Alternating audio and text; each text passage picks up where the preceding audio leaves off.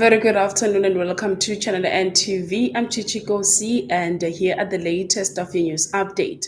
With news just in, as the Basic Education Department has been also ordered by the Pretoria High Court to publish the Matric results in all public platforms. And this comes just after AfriForum sought to renew the decision on urgent basis. So firstly, I think the matter is twofold. We stated that this decision by the department to rely on copy was irrational, and the court has agreed with us in this case because only the examination numbers of the pupils are published in the papers on media platforms. Therefore, no personal information is made public. And also in the interest of the learners, they should be able to access their results as soon as possible. And we want them to celebrate with whomever they choose to share the examination number with. While still on that, exam quality assurer Umalusi gave in also an outline on the grade 12 national senior certificate results.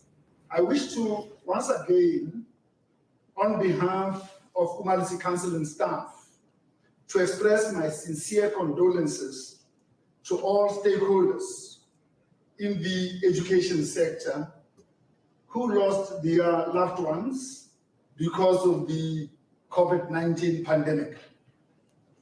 Umalusi is entrusted with the critical task of assuring the quality assurance of the entire value chain of the national examination processes.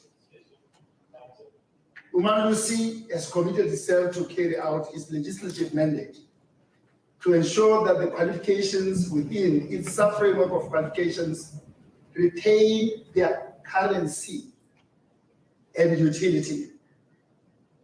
Regarding the qualification.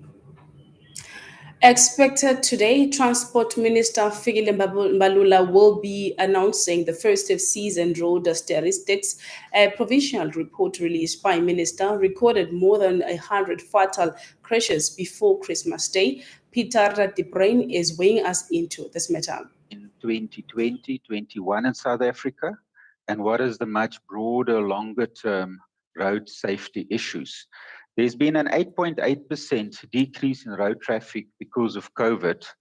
And despite of that, there's been an increase in fatalities and an increase in crashes. And that in general paints a very dangerous point of departure.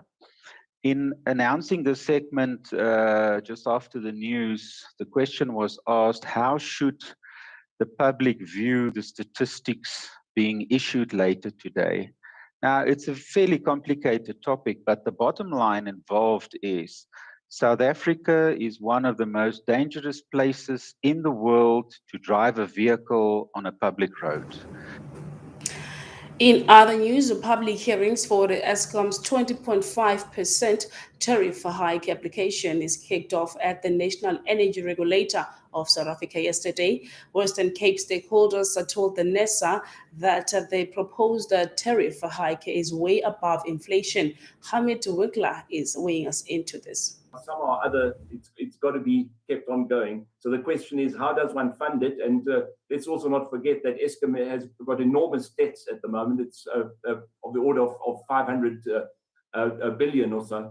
So Eskom is a very deep financial hole, and they're trying to use this as one of the means of getting out of it. Yeah.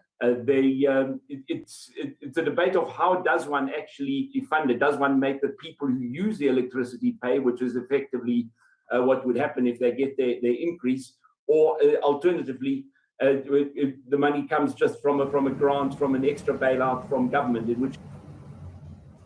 And now let us just see into what's happening into the world of sports. Still on the AFCON, Africa Cup of Nations 2022. Yesterday, there were two matches of four, should we say, that played as Cameroon made a draw of 1-1 with Cape Verde. It was Burkina Faso also that played a draw of 1-1 against Ethiopia.